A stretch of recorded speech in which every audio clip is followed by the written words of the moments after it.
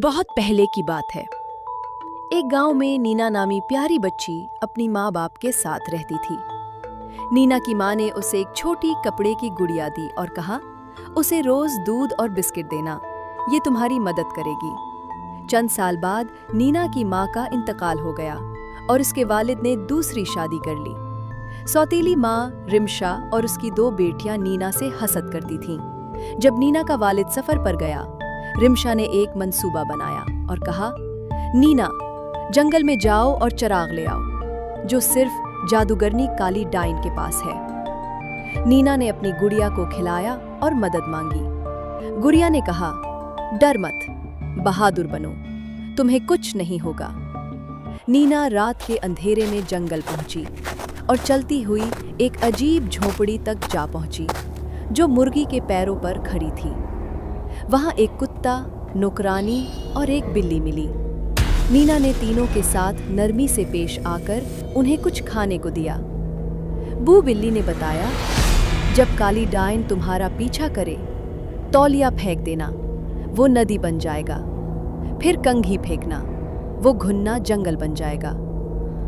जब वो झोपड़ी में दाखिल हुई तो जादूगरनी काली डाइन ने कहा, अगर चिराग चाहिए तो पहले मेरा काम करो। मैं तुम्हें चिराग दूंगी, लेकिन पहले मेरे लिए धागा बनाओ। ये आसान है, तुम तो हो ही होशियार बच्ची। जल्दी करो नन्ही परी, रात होने वाली है और अंधेरे में भूख और बढ़ जाती है। मैं चिराग लेकर आती हूँ, हिलना नहीं, देखती रहूंगी। वो नीना को खाने का मंसूबा बना रही थी, लेकिन बिल्ली ने नीना को खबरदार किया और एक कंघी और तौलिया दिए।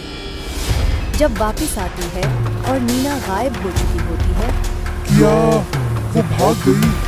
नीना, तू मुझे चकमा दे गई। जादूगरनी पीछे आई। नीना ने तौलिया फेंका तो नदी बन गई। फिर नीना ने कंघा फेंका तो जंगल बन गया। काली डाइन नदी और जंगल की वजह से वो फंस गई और वापस चली गई। नीना घर पहुंची, लेकिन घर में न गई। खुशकिस्मती से उस दिन उसका वालिद वापस आ गया।